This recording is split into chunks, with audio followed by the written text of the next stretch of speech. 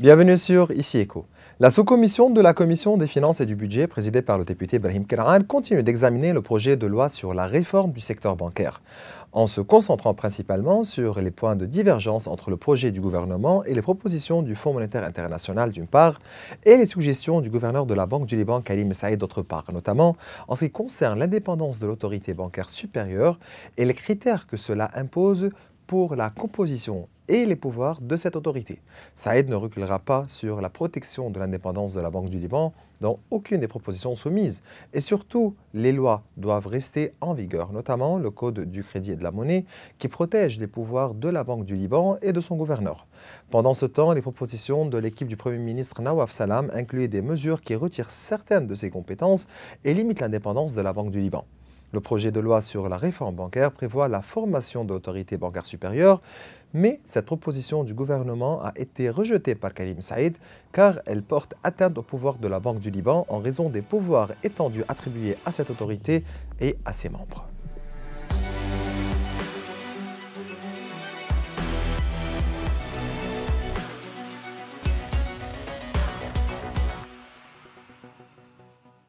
Durant cette émission, nous consacrons la première partie à discuter du secteur touristique et de la restauration au Liban, après le passage de la sombre période de guerre et le lancement de la saison estivale, avec de grands espoirs pour que cette saison soit la meilleure depuis des années. Nous recevons dans cette première partie le président du syndicat des propriétaires de restaurants, cafés, discothèques et pâtisseries au Liban, Tony Rami. Quant à la deuxième partie, elle sera dédiée au secteur du logement et aux prêts accordés par la Banque de l'Habitat, notamment après l'augmentation du plafond de ces prêts. Quelles sont les conditions et qui sont les bénéficiaires de ces prêts et comment en bénéficier? Ces questions et d'autres seront posées au président du conseil d'administration et directeur général de la Banque de l'Habitat, Antoine Habib.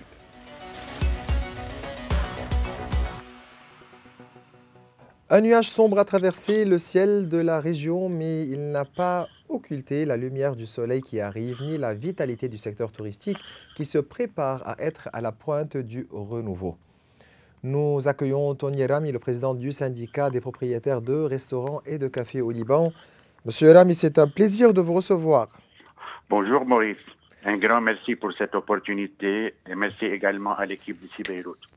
Donc, le syndicat a renouvelé les engagements pris lors de la dernière rencontre à l'hôtel Phénicia et a confirmé que l'image iconique prise sur les marches historiques de cet hôtel sera le symbole de la prochaine phase. Le nuage sombre est passé.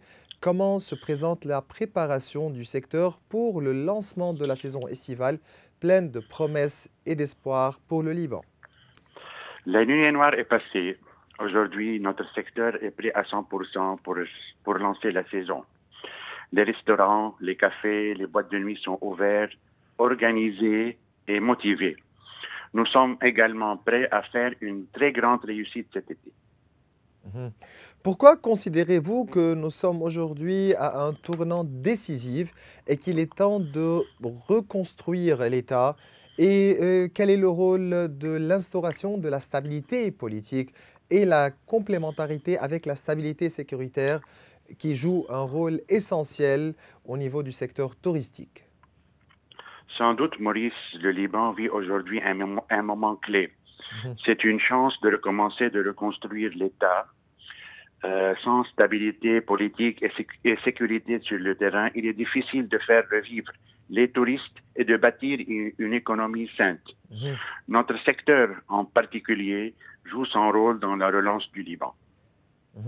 Et que dire de la concurrence croissante des destinations touristiques arabes et comment pouvons-nous rivaliser ou du moins maintenir notre rythme? Quelle est l'importance de soutenir un tourisme durable pour redonner au Liban sa place naturelle sur la carte touristique de la région? Ici, c'est très important, Maurice. Les pays arabes, on les appelle pétrotouristiques, investissent beaucoup dans le tourisme et des grands projets, une grande concurrence. Pour rester dans la course, le Liban doit miser ses forces, sa culture, sa cuisine, ses paysages et surtout la créativité que nous avons. Il faut améliorer les services, les facilités, les procédures et encourager les investissements. Le tourisme durable est essentiel. Ce n'est pas seulement la saison forte, mais un secteur stable. Mhm. Et le secteur touristique, en particulier le secteur de la restauration, n'a bénéficié d'aucun soutien ou incitation. C'est pourquoi vous dites toujours que les propriétaires d'établissements et les partenaires de production sont les vrais héros de la résistance. Donc, Oui, bien sûr. Our local heroes. À nos collègues, nous disons, vous êtes les vrais héros. Sans aide, sans subvention, vous avez continué à travailler, à investir, à créer et surtout à accueillir. Les propriétaires des institutions touristiques et leurs équipes surtout sont le cœur battant de notre économie. Sans eux, il n'y a pas de tourisme au Liban. et quel message portez-vous aux Libanais de la diaspora ainsi qu'aux touristes arabes et étrangers? Pourquoi choisir le Liban? À notre expat, à notre touriste arabe, étranger, nous disons, choisissez le Liban. C'est le Liban qui vous choisit toujours. Une cuisine généreuse, une ambiance vivante et un peuple qui accueille avec le cœur. Revenez chez vous, le Liban vous attend, les bras ouverts. Y a-t-il des jours heureux qui nous attendent? Bien sûr, bien sûr. Certainement, des jours heureux arrivent. Nous sommes confiants et nous sommes optimistes. Le secteur touristique travaille dur. Nous croyons que le Liban a tout pour offrir des moments heureux. Les jours heureux, c'est avec vous et grâce à vous que nous allons les construire, Maurice. Merci Tony Elam, vous êtes président du syndicat des propriétaires de restaurants et de cafés au Liban. Merci Maurice, merci ici Beyrouth, ce fut un plaisir.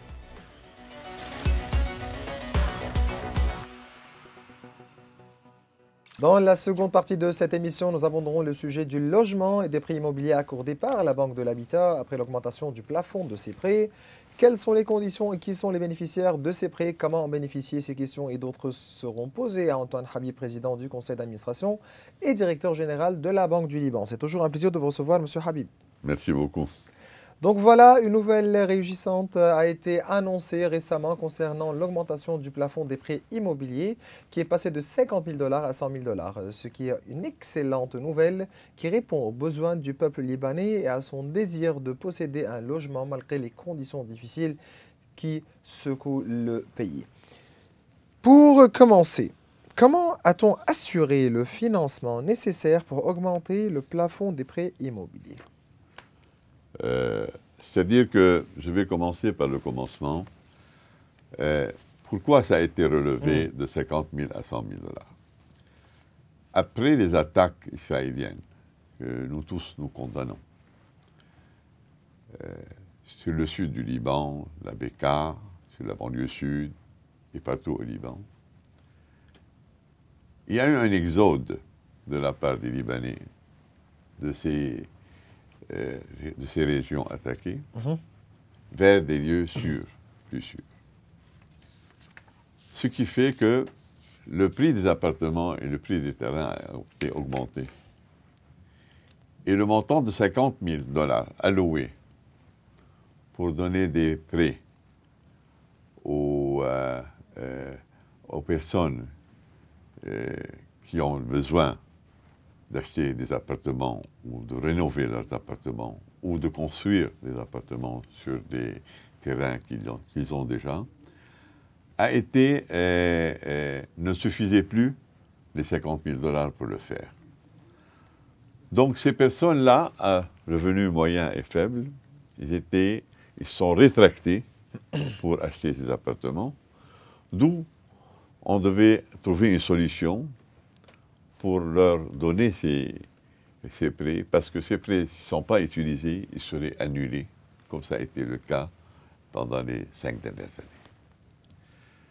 Sur ce, nous sommes adressés à la Caisse arabe, au Fonds arabe, par l'entremise de notre ami, l'ingénieur Nabil Jesser, qui était l'ex-président du conseil du CDR. Et aussi, nous avons visité les 3 présidents pour leur expliquer le retard dans l'octroi de ces nouveaux crédits. Et il y a eu une coïncidence, une heureuse coïncidence, dans laquelle le président directeur général du Fonds arabe, M. Badr, qui a visité le Liban, et M. Badr Mohammed, c'est un grand ami au Liban, Et les trois présidents lui ont formulé la nécessité de relever ce plafond. Et sur ce, nous sommes réunis avec lui et lui avons formulé ce souhait-là. Et M. Badr a reconnu le fait qu'il y a eu un retard justifié par les attaques israéliennes contre le Liban et qui a augmenté le prix des terrains. Et il a réuni son conseil d'administration qui a relevé de 50 000 à 100 000. Et sur ce, le conseil d'administration, ce conseil des ministres s'est réuni pour le faire. Non, alors nous voulons remercier le conseil des ministres ainsi que le conseil d'administration du Fonds arabe qui l'ont fait. Et ça s'est passé à partir de lundi dernier. Nous avons commencé à octroyer des crédits de 100 000 $. Donc, un long processus de négociation avec les organismes internationaux et arabes qui a abouti à cet accord. Quelles sont les conditions de ce prêt que la Banque de l'Habitat a obtenu du Fonds arabe pour le développement social et économique? Donc, les conditions de ce prêt. Les conditions n'ont pas changé. La seule condition qui a été changée, c'est le fait que ce sont les revenus de la famille qui devraient augmenter entre 2 500 et 5 000 $. Expliquez-moi, exposez-moi, si c'est possible, d'exposer toutes ces conditions. Le crédit immobilier qui était alloué pour les personnes ou les familles à faible revenu était de 40 000 $ et un revenu moyen était de 50 000 $ auparavant. Dire revenu moyen était donc de 50 000 $. Oui, quelles sont les tranches de revenus? Donc, pour les 40 000, le revenu doit être à combien de combien? Entre 1 200 et 1 500. De la famille? De la famille. D'accord. 1 200? 1 200 et 1 500. Et moyen, entre 1 500 et 2 000.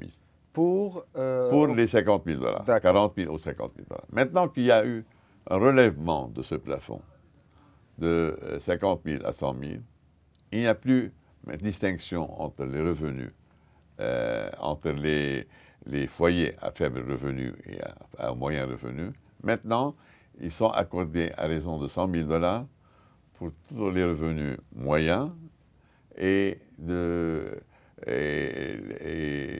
revenu de ces familles devrait entre 2 500 et 5 000, comme plafond minimal et plafond maximal. Parlez-moi des taux d'intérêt.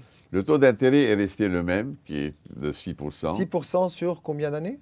Sur 20 ans. Sur 20 ans. Sur 20 ans, une période de 20 ans, mais il peut rembourser son prêt à partir de 7 ans.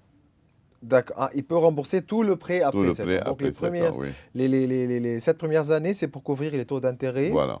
Et par la suite, c'est la couverture du crédit. Donc, le montant que la Banque du Liban a reçu peut-il couvrir en moyenne combien de prêts immobiliers? C'est-à-dire, nous avons reçu, l'accord a été fait avec la Caisse arabe pour 50 millions de dinars koweïtiens. C'est l'équivalent de 165 millions de $. Il devrait couvrir, si on fait une règle de 3, on verra un peu. Mais on ne peut pas savoir d'ores et déjà, parce que le minimum à accorder, c'est entre 20 000 et 100 000. Donc, on ne peut pas savoir d'ores et déjà en moyenne, la proportion des personnes qui vont demander des 20 000, 30 000, 40 000, 50 000, 60 000, on ne peut pas savoir. Mais le montant, il est là, 165 millions de $. Qui va être divisé. Voilà. Vous avez effectué plusieurs visites à cet écart dans plusieurs pays arabes. Quels ont été les résultats concernant l'augmentation du volume de financement? Le rôle aujourd'hui que joue le soutien du Qatar, des Émirats arabes unis, notamment le Fonds de développement d'Abu Dhabi. C'est-à-dire que, comme vous le savez déjà, Son Excellence le Président de la République, général Joseph Aoun, a visité le Qatar.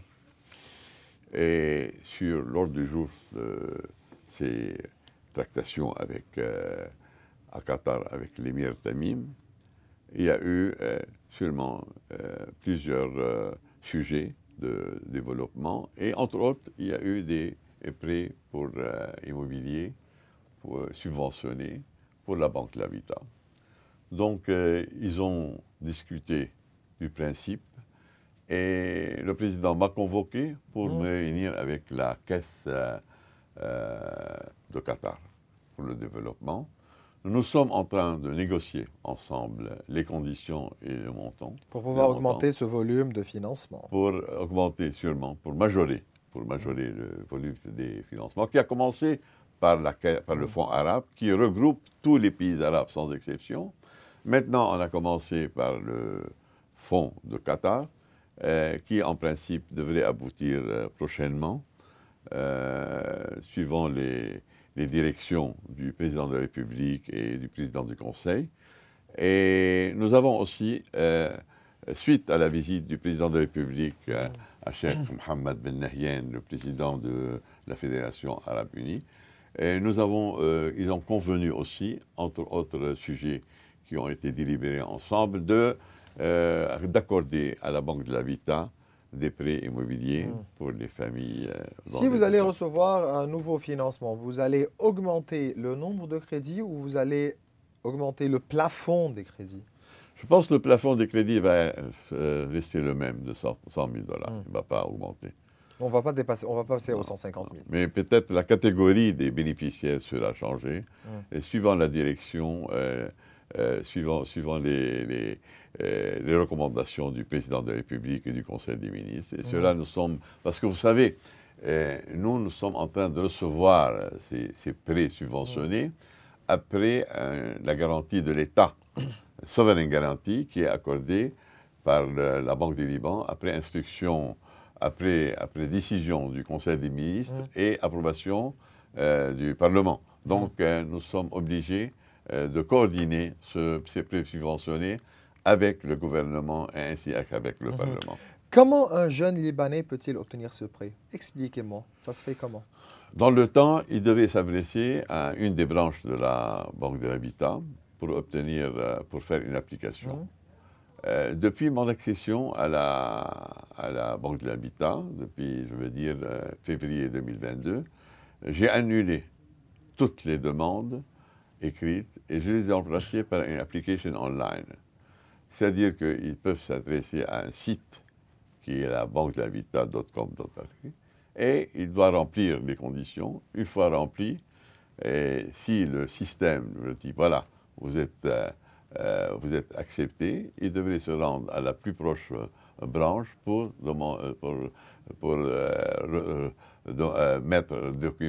remettre les documents à cette branche-là, et il peut obtenir son crédit sans l'intervention de n'importe qui. En ce qui concerne donc vous avez dit que la procédure est facilitée. Est-ce qu'il existe des complications supplémentaires qui rendent l'accès plus difficile ou bien non, c'est facilité? Moi, je voudrais préciser un point très important. Ces crédits sont accordés uniquement aux Libanais. Ah, c'est ça. Uniquement aux Libanais et à tous les Libanais. Même les Libanais de la diaspora? De tous les Libanais, résidents ou non résidents, émigrés ou non émigrés, sans distinction ni de leur profession, sans distinction de leur religion ou des régions qu'ils habitent. Parce que malheureusement, j'ai lu dernièrement certains articles qui... Nous allons en parler de ces articles-là. Voilà. Je laisse cette question pour conclure cette entrevue avec vous. Mais avant de passer à cette question, les citoyens libanais rencontrent des problèmes liés aux bureaux immobiliers, donc les cadastres. Dans certaines régions, le Mont-Liban, etc., où ces bureaux étaient souvent fermés ou n'ouvraient pas de manière régulière, retardant ainsi les démarches administratives nécessaires. Oui. Qu'a fait la Banque du Liban, la Banque de l'Habitat pour résoudre ce problème, notamment en ce qui concerne la délivrance des certificats immobiliers non officiels? Voilà. Comme vous savez, le principal retard dans l'octroi, dans l'obtention de ces crédits était le fait que les bénéficiaires de ces crédits n'arrivaient pas à obtenir des attestations foncières des registres cadastres. Ou Et ce qui a empêché de donner des crédits, parce qu'on avait besoin de ces attestations pour hypothéquer l'appartement ou le terrain, bref. Alors, nous avons trouvé une solution medium, moyenne. C'est que, voilà, nous avons demandé aux contractuels de s'adresser aux sociétés de transport des fonds, telles que la OMT, la Wish, la Bof Finance, je ne sais pas, il y a plusieurs sociétés, qui peuvent leur délivrer une attestation non officielle foncière. Et sur base de cette attestation, nous sommes en train de former un file, un dossier, et une fois l'attestation foncière originale obtenue, nous faisons l'hypothèque et nous ferons le virement. Et qu'en est-il du problème des actes de propriété? Quelle est l'importance de l'accord signé pour une liaison électronique avec le ministère des Finances à ce sujet? Voilà. Aussi pour faciliter la vie aux contractuels, nous en sommes réunis avec notre ami le ministre des Finances, M. Yassine Jabir, et nous avons signé un accord pour lier électroniquement le ministère des Finances et avec la Banque de l'Habitat pour qu'on puisse obtenir des certificats résumant pour voir si l'applicant a bénéficié déjà d'autres crédits et il a déjà d'autres logements sur le territoire libanais. Récemment, une campagne contre la Banque de l'Habitat a été lancée, notamment concernant le formulaire délivré par la Banque de l'Habitat, intitulé « Formulaire des conditions d'obtention du prêt ». Qu'est-ce qui s'est passé? Et quel est le lien entre l'assurance contre le risque des guerres? Pourquoi le sud, la Bekaa, la banlieue sud de Beyrouth ont-ils été exclus de ces contrats, étant constamment menacés par la guerre, etc. Qu'est-ce qui s'est passé avec cette histoire? Avant tout, je voudrais demander une question. À qui profite le crime dans ces cas-là?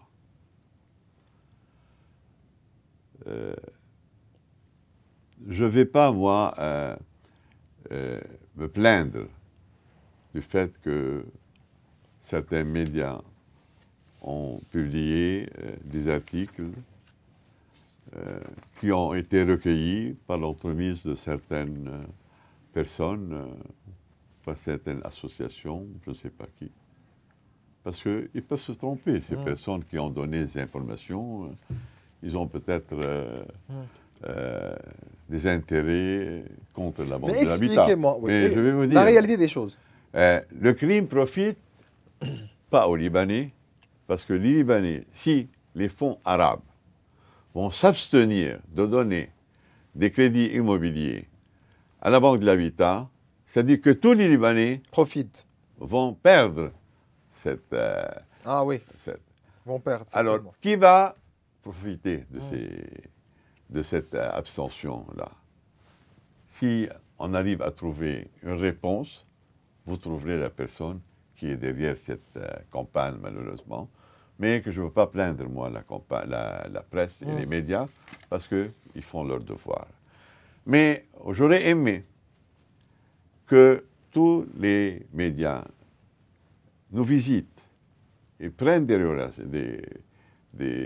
rendez-vous avec nous pour vérifier la véracité des informations qui leur soient parvenues de part et d'autre. Mais est-ce que c'est vrai que certaines régions ont été exclues de ces contrats? Parce qu'en fait, ils ont, dans le rapport, dans l'article qui a été publié, ils ont parlé d'assurance. Les trois polices d'assurance demandées, c'était police d'assurance vie, incendie et invalidité. On n'a jamais demandé une police de guerre ou de paix. Ah. Alors, je ne sais pas d'où on a trouvé... Vous avez clarifié je ne sais pas d'où on a trouvé cela. n'a jamais été demandé. En fait, nous demandons à l'applicant Donc, en ce qui concerne le formulaire des conditions d'obtention du prêt, vous dites que aucune autre police d'assurance est demandée, donc vie, invalidité ou incendie. Seulement. Seulement. Pas d'assurance gaffe. Donc l'applicant, la personne Très qui bien. nous livre ces 3 polices d'assurance, Voilà. il est le bienvenu, il peut avoir. Maintenant, les régions qui ont été, qui sont couvertes par la Banque de l'Habitant, c'est partout dans le Liban et on n'est pas en train de distinguer une région d'autre, mais je vais vous donner quelques exemples des régions dont l'article a fait partie. Les régions dans le Muhafaza du Beyrouth, les régions dans le Jabal Lebnan, le Mont Liban, dont le Dahij Noubiye, Berj el-Brajni, Al-Oumara, Al-Shwaifet. Pour dire quoi? Que tout le Liban est couvert. Ça, c'est clair. Donc voilà. Ça c'est clair, vous avez clarifié les choses. Antoine Habib, vous êtes président du conseil d'administration et directeur général de la Banque de l'Habitat. C'est toujours un plaisir de vous recevoir. Merci beaucoup. Bien voilà, mes chers téléspectateurs, nous arrivons à la fin de cette émission. Vous pouvez revoir tous nos épisodes sur les réseaux sociaux. Au revoir.